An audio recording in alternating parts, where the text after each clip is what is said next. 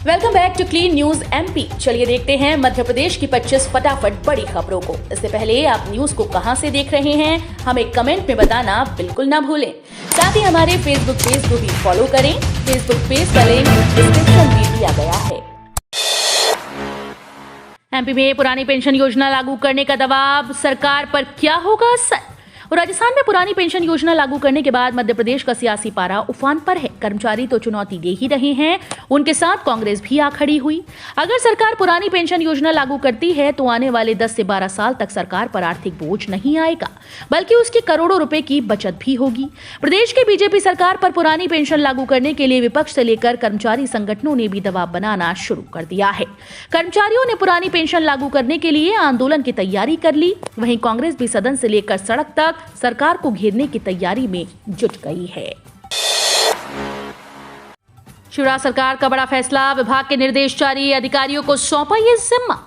मध्य प्रदेश की शिवराज सरकार कुपोषण को मिटाने के लिए लगातार प्रयासरत है। आए दिन सरकार द्वारा नए नवाचार किए जा रहे हैं। इसी कड़ी में अब सरकार ने कुपोषित बच्चों के हित में एक और बड़ा फैसला लिया। मीडिया रिपोर्ट्स के मुताबिक अब आंगनबाड़ी केंद्रों में लगाई गई पोषण वाटिकाओं में उगने वाली सब्जी और फल बाजार में नहीं बेचे जाएंगे। इस संबंध में विभाग ने दिशा निर्देश जारी कर दिए। दरअसल मध्य प्रदेश के 96,135 आंगनबाड़ी केंद्रों में पोषण वाटिका लगाई गई, जिसमें विभिन्न किस्मों की सब्जियां और फल उगाए जाते हैं, जिसकी प्रधानमंत्री कार्यालय सघन मॉनिटरिंग कर रहा है। पथ विक्रेताओं के खाते में जल्द पहुंचेगा ब्याज अनुदान। कोरोना काल में प्रभावित हुए पथ विक्रेताओं के रोजगार को फिर से स्थापित करने के लिए लागू की गई प्रधानमंत्री स्वनिधि योजना के ब्याज अनुदान की राशि हितग्राहियों के खाते में जल्द पहुंचेगी। इसके लिए नगरीय विकास और आवास विभाग ने इंडियन बैंक के साथ सोमवार को अनुबंध किया। इनमें ब्याज अनुदान की राशि डीबीटी के माध्यम से अंतरित की जाएगी। विभागीय मंत्री भूपेंद्र सिंह ने बताया कि स्वनिधि योजना के पहले चरण में केंद्र सरकार ने मध्य प्रदेश में 4,05,000 पथ विक्रेताओं को बैंकों से ऋण दिलाने का लक्ष्य लिया था। हमने 4,90,000 पथ विक्रेताओं को अब तक ऋण दिलाया है। 10,000 रुपए के ऋण में 7% का ब्याज अनुदान केंद्र सरकार देती है। कोरोना से अनाथ हुए बच्चों का केंद्रीय विद्यालयों में होगा दाखिला, नहीं लगेगी फीस। जिले में कोरोना महामारी से अनाथ हुए बच्चों को केंद्रीय विद्यालय में दाखिला मिलेगा। उनसे कोई फीस नहीं ली जाएगी। उनकी पढ़ाई निःशुल्क कराई जाएगी। इन बच्चों की यूनिफॉर्म और कॉपी किताब की व्यवस्था भी जन सहयोग से की जाएगी। दरअसल केंद्रीय विद्यालय की ओर से कलेक्टर मनीष सिंह के द्वारा केंद्र सरकार को भेजे इस प्रस्ताव को मंजूरी मिल गई। इसके साथ ही केंद्र सरकार ने सभी केंद्रीय विद्यालयों को पत्र भेजकर कोरोना महामारी से अनाथ हुए बच्चों को स्कूल में निःशुल्क दाखिला देने के निर्देश दिए हैं। सोमवार को कलेक्टर की अध्यक्षता में हुई इंदौर के केंद्रीय विद्यालय क्रमांक 1 की प्रबंध समिति की बैठक में सरकार के इस निर्णय के बारे में बताया गया। यूक्रेन में फंसे मध्य प्रदेश के छात्रों के लिए भाजपा ने जारी किया हेल्पलाइन नंबर। यूक्रेन में फंसे भारतीय छात्रों और नागरिकों को लाने के लिए भारतीय जनता पार्टी ने हेल्पलाइन नंबर जारी कर दिया। केंद्रीय स्तर पर इसे अभियान का समन्वय पार्टी के राष्ट्रीय महामंत्री विनोद तावड़े करेंगे। मध्य प्रदेश में पार्टी के प्रदेश मंत्री राहुल कोठारी समन्वय करेंगे। पार्टी के प्रदेश मंत्री राहुल कोठारी ने जानकारी देते हुए बताया कि यूक्रेन में फंसे मध्य प्रदेश के छात्रों और नागरिकों को वापस लाने के लिए केंद्र सरकार और मध्य प्रदेश सरकार जुटी हुई है। भारतीय जनता पार्टी मध्य प्रदेश भी इस अभियान से जुड़ी है। यूक्रेन में फंसे मध्य प्रदेश के छात्रों और नागरिकों के पारिवारिक सदस्य या रिश्तेदार पार्टी के द्वारा जारी किए गए हेल्पलाइन नंबर 1800-120-7044 एवं 877-031-0660 पर कॉल करके जानकारी दे सकते हैं। विकास परियोजनाओं के लिए फिर 2,000 करोड़ रुपए का कर्ज लेगी मध्य प्रदेश सरकार। प्रदेश में विकास परियोजनाओं को गति देने के लिए सरकार फिर से 2,000 करोड़ रुपए का ऋण लेगी। भारतीय रिजर्व बैंक के माध्यम से ये ऋण 20 साल के लिए लिया जाएगा। वित्तीय वर्ष 2021-22 में अब तक 18,000 करोड़ रुपए का ऋण लिया जा चुका है। प्रदेश के ऊपर लगभग 3.25 लाख करोड़ रुपए का ऋण हो चुका है। उल्लेखनीय है कि सरकार राजकोषीय उत्तरदायित्व और बजट प्रबंधन अधिनियम के तहत राज्य के सकल घरेलू उत्पाद के अनुपात में 4% तक ऋण ले सकती है। स्कूल शिक्षा विभाग ने की जरूरी घोषणा, जाने कब से शुरू होगा कॉपीज का मूल्यांकन। फिलहाल मध्य प्रदेश में 10वीं और 12वीं की बोर्ड परीक्षाएं चल रही हैं। परीक्षाओं के खत्म होते ही छात्रों को रिजल्ट की चिंता सताएगी। हो सकता है कि इस साल परिणाम जल्द ही घोषित किए जाएं। बता दें कि चीटिंग को रोकने के लिए विभाग ने कुछ सख्त कदम उठाए। परीक्षा केंद्रों पर धारा 144 लगाई गई है और मोबाइल फोन को पूर्ण रूप से बैन भी कर दिया गया। कुछ इसी प्रकार मूल्यांकन केंद्र में भी सख्ती बढ़ती जाएगी और एक बार मूल्यांकन केंद्र में आने के बाद शिक्षक बाहर नहीं जा पाएंगे। बोर्ड की कॉपीज का मूल्यांकन 5 मार्च से शुरू होगा। इस साल करीब 18 लाख छात्र बोर्ड की परीक्षाओं में बैठे थे। एमपी रेल यात्रियों के लिए जरूरी खबर, 1 से 14 मार्च तक ये ट्रेन रद्द। मध्य प्रदेश और छत्तीसगढ़ के रेल यात्रियों के लिए काम की खबर है। 1 से 14 मार्च के बीच कई एक्सप्रेस ट्रेन को रद्द किया गया, वहीं कई गाड़ियों के रूट में भी बदलाव किया गया है। गाड़ी संख्या 22983/22984 कोटा इंदौर कोटा सुपरफास्ट एक्सप्रेस 8 मार्च तक अपने प्रारंभिक स्टेशन से निरस्त रहेगी। गाड़ी संख्या 19341 नागदा बीना एक्सप्रेस 13 मार्च तक और गाड़ी संख्या 19342 बीना नागदा एक्सप्रेस 14 मार्च तक निरस्त रहेंगी। अमूल दूध हुआ महंगा, इतने रुपए का हुआ इजाफा। अमूल का दूध आज मंगलवार 1 मार्च से खरीदना महंगा हो जाएगा, क्योंकि लगातार बढ़ती महंगाई के बीच अमूल ने भी दूध की कीमतों में इजाफा करने का फैसला कर लिया। बताया जा रहा है कि अमूल ने सोमवार को दूध की कीमतों में 2 रुपए प्रति लीटर की बढ़ोतरी करने का ऐलान किया। कंपनी ने बताया कि बढ़ी हुई नई दरें मंगलवार से लागू हो जाएंगी। हम आपको बता दें कि कीमत में बढ़ोतरी के बाद अमूल के 500 मिलीलीटर के गोल्ड दूध की कीमत 30 रुपए हो जाएगी। वहीं अमूल ताजा 24 रुपए और अमूल शक्ति 27 रुपए में आधा लीटर मिलेगा। अमूल के अनुसार उत्पादन खर्च में बढ़ोतरी की वजह से कीमतें बढ़ाने का फैसला लिया गया है। चलेगी ठंडी हवा, 3 मार्च से कुछ हिस्सों में हल्की बूंदाबांदी के आसार। प्रदेश के कई हिस्सों में मंगलवार को भी हल्की ठंडी हवा चलेगी। ये दौर बुधवार शाम तक जारी रहने की संभावना है। 3 मार्च से उत्तरी मध्य प्रदेश के हिस्सों में हल्की बूंदाबांदी हो सकती है। इस तरह अगले 4 से 5 दिन तक मौसम में उतार चढ़ाव का दौर जारी रहेगा। अधिकतम तापमान में बढ़ोतरी के आसार कम है, रात का तापमान ज्यादा नहीं गिरेगा। कुल मिलाकर मार्च के पहले सप्ताह में गर्मी तेवर नहीं दिखाएगी, दूसरे हफ्ते से इसकी शुरुआत होगी। ये संभावना मौसम विज्ञानी पीके शाह ने जताई है। उनका कहना है कि 2 मार्च को उत्तर भारत में पश्चिमी विक्षोभ सक्रिय होगा, जिसकी वजह से बारिश होने की संभावना है। 150 करोड़ की समर्पण निधि जुटाने घर घर पहुंचेंगे भाजपा के सांसद और मंत्री। भारतीय जनता पार्टी मध्य प्रदेश में सांगठनिक कार्यों के संपादन के लिए 150 करोड़ रुपए की समर्पण निधि एकत्र करने का 1 से 10 मार्च तक राज्य स्तरीय अभियान चलाएगी। इसमें शिवराज सिंह चौहान सहित उनकी कैबिनेट के मंत्री और पार्टी के सांसद प्रदेश भर के अपने क्षेत्र और प्रभार के जिलों में घर घर जाकर लोगों से मिलेंगे और उन्हें समर्पण निधि देने हेतु प्रेरित करेंगे। 7 मार्च से विधानसभा का सत्र और लोकसभा का सत्र 14 मार्च से प्रारंभ हो रहा है। ऐसे में भाजपा विधायकों को 6 मार्च तक और सांसदों को 10 मार्च तक समर्पण निधि संग्रहण में संगठन की मदद करने का निर्देश पार्टी ने दिए हैं। एमपी सीपीसीटी के एडमिट कार्ड जारी। Madhya Pradesh computer proficiency certification test के एडमिट कार्ड ऑफिशियल वेबसाइट पर जारी कर दिए गए। एमपी सीपीसीटी 2022 के लिए आवेदन करने वाले अभ्यर्थी वेबसाइट पर जाकर यूजर आईडी और पासवर्ड से अपने एडमिट कार्ड डाउनलोड कर सकते हैं। एमपी सीपीसीटी 2022 परीक्षा का आयोजन 4, 5 और 6 मार्च 2022 को आयोजित की जाएगी। परीक्षा केंद्र में प्रवेश के दौरान अभ्यर्थियों को अपने साथ एडमिट कार्ड के साथ वैध पहचान पत्र भी ले जाना होगा। फिर शुरू होगी मुख्यमंत्री तीर्थ दर्शन योजना। चुनाव से पहले सरकार का सियासी सफर। सरकार की चुनावी रेल फिर पटरी पर उतरने के लिए तैयार है। मध्य प्रदेश में मुख्यमंत्री तीर्थ दर्शन योजना फिर से शुरू हो रही है। बुजुर्गों को तीर्थ दर्शन कराने वाली ये योजना कोरोना संक्रमण काल में बंद कर दी गई थी।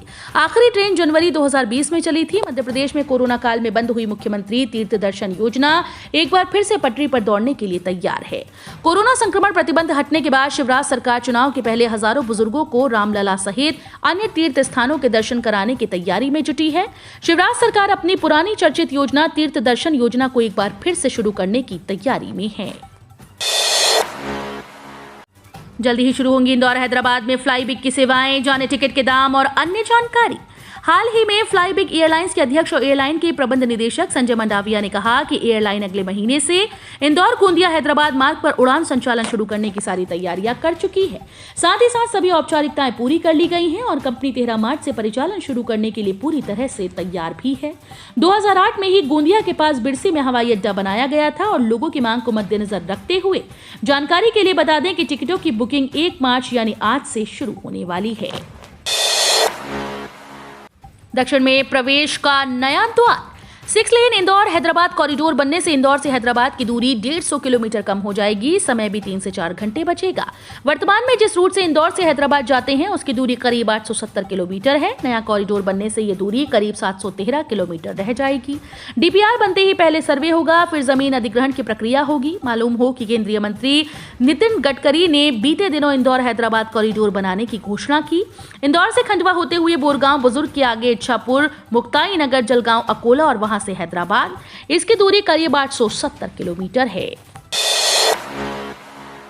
इंदौर आरटीओ से भीड़ को कम करने की हो रही तैयारी। परिवहन विभाग जल्द ही अधिकांश कार्यक्रम ऑनलाइन चालू करने वाला है, जिससे कार्यालय का चक्कर लगाने वाले लोगों को राहत मिलेगी।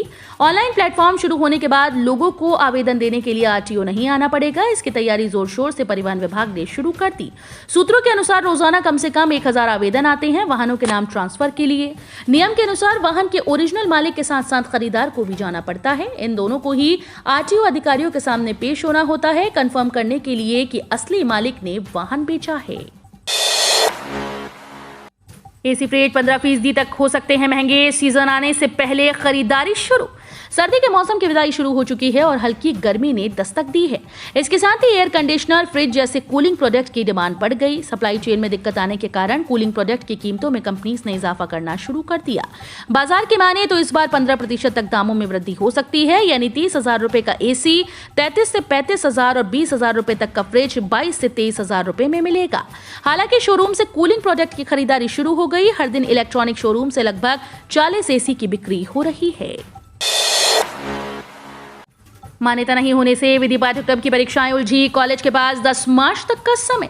कॉलेजेस के पास विधि पाठ्यक्रम की बार काउंसिल ऑफ इंडिया से मान्यता नहीं है। ऐसी स्थिति में देवी अहिल्या विश्वविद्यालय फर्स्ट सेमेस्टर की परीक्षा नहीं करवा पा रहा। अब विश्वविद्यालय प्रशासन ने बीच का रास्ता निकाला है। कॉलेजेस को 10 मार्च तक मान्यता संबंधित दस्तावेज प्रस्तुत करना है। अधिकारियों के मुताबिक 16 में से मात्र 5 कॉलेजेस के पास पाठ्यक्रम की मान्यता है। निर्धारित तारीख तक दस्तावेज नहीं जमा करवाने पर कॉलेज के खिलाफ कार्रवाई की जाएगी। 2021-22 सत्र में विद्यार्थियों को LLB, BA LLB, BCom LLB, BBA LLB में प्रवेश लिया है। इनकी फर्स्ट सेमेस्टर की परीक्षाएं फरवरी में करवाई जानी थी, लेकिन कॉलेजेस ने मान्यता संबंधित दस्तावेज नहीं जमा करवाए।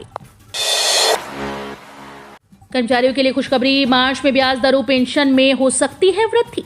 होली से पहले केंद्र की मोदी सरकार कर्मचारी भविष्य निधि संगठन के करोड़ों कर्मचारियों को बड़ी खुशखबरी दे सकती है। इसके तहत कर्मचारियों की ब्याज दरों और पेंशन में इजाफा किया जा सकता है। इसके लिए EPFO के निर्णय लेने वाली शीर्ष निकाय सेंट्रल बोर्ड ऑफ ट्रस्टीज ने 11-12 मार्च को असम की राजधानी गुवाहाटी में एक बड़ी बैठक बुलाई, जिसमें EPFO फाइनेंशियल ईयर 2021-22 के लिए PF पर ब्याज दर पर फैसला हो सकता है। मीडिया रिपोर्ट्स के मुताबिक मार्च 2022 में EPFO की निर्णय लेने वाली संस्था CBT फाइनेंशियल ईयर 2021-22 के लिए ब्याज दर पर फैसला ले सकती है। जल्द निपटा ले जरूरी काम। मार्च में 13 दिन बंद रहेंगे बैंक। अगर बैंक से संबंधित कोई भी जरूरी काम है तो जल्द निपटा ले। मार्च 2022 में होली और महाशिवरात्रि जैसे बड़े त्योहारों के चलते पूरे 13 दिन बैंक बंद रहेंगे। इसमें दूसरा और चौथा शनिवार और रविवार की साप्ताहिक छुट्टियां भी शामिल हैं। बैंक बंद होने के चलते चेकबुक, पासबुक, ATM और अकाउंट और ट्रांजैक्शन संबंधित काम प्रभावित हो सकते हैं। हालांकि ऑनलाइन सुविधा जारी रहेगी। दरअसल साल के हर महीने में भारतीय रिजर्व बैंक के द्वारा बैंकों की छुट्टियां अलग अलग राज्यों के हिसाब से तय की जाती हैं। यहाँ के 6500 से अधिक राशन कार्ड धारक उठा रहे 2 राज्यों से राशन। जाने क्या होगी कार्रवाई।